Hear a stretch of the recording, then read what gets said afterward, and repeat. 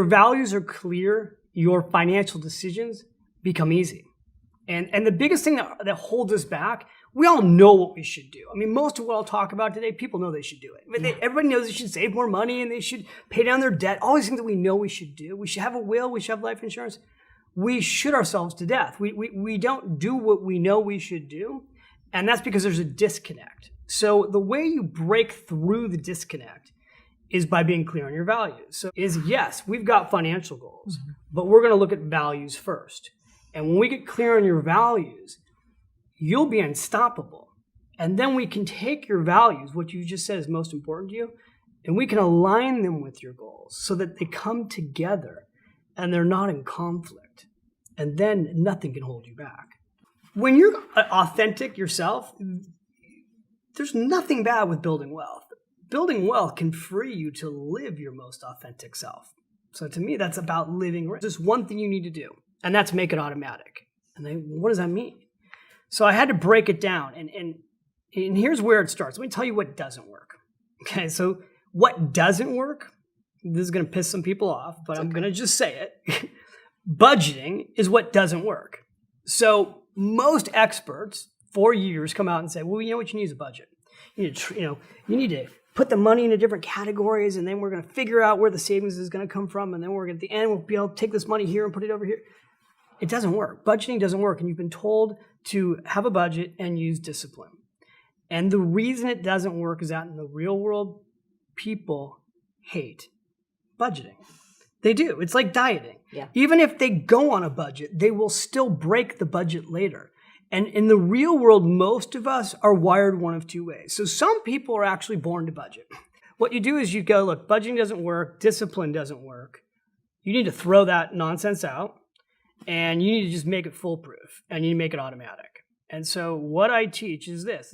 There's basically 6 or 7 things that you automate. If you get a paycheck, this is obvious, but the first thing is that paycheck gets deposited automatically. If you're self-employed or you have your own business, smart businesses, all the money comes in automatically. So that money's coming in automatically. Now the question is, where's the money go next? So there's different buckets that the money goes into.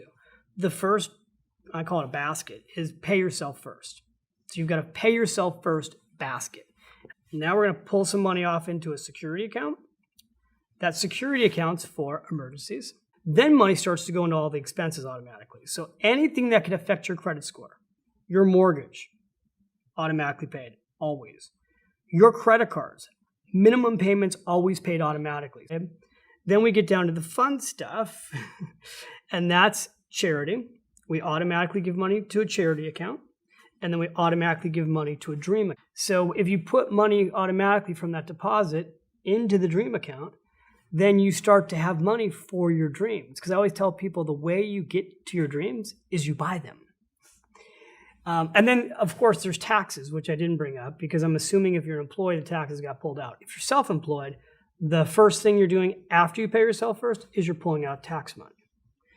That's how we spend small amounts of money on little things. And it started because I was teaching a class and I had a young woman named Kim telling me she couldn't save anything.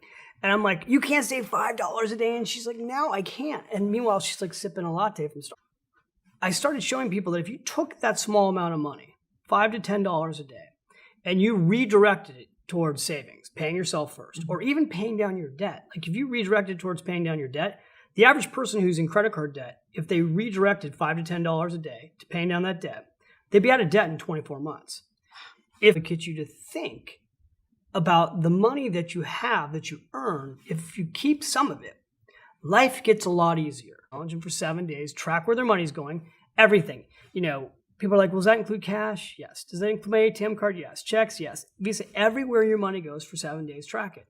And then at the end of 7 days, look at it and tell yourself, well, what's in here that could be changed? We inflate in our minds what we earn and we underestimate what we spend. And it's actually the opposite.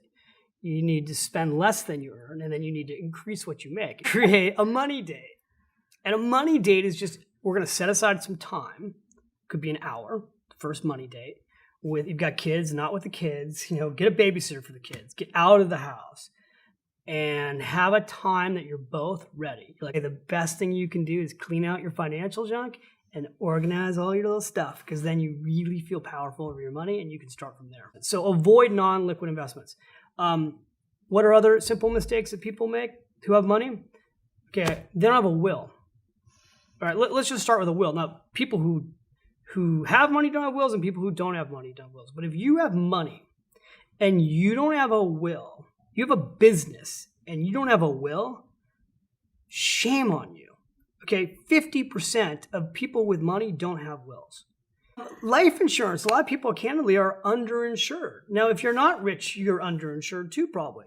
For $100 a month, the average family can protect their family in case someone dies early. Track your expenses for 2 days. Excellent. Look at where the money's going. Then go. We'll post a link where they can run a calculation on what it's worth. Take a look at where the money's going, and then come back to Marie TV and tell us what your latte factor was. Just be honest. Tell us what it was so that we can get people sharing. This is where I'm wasting money.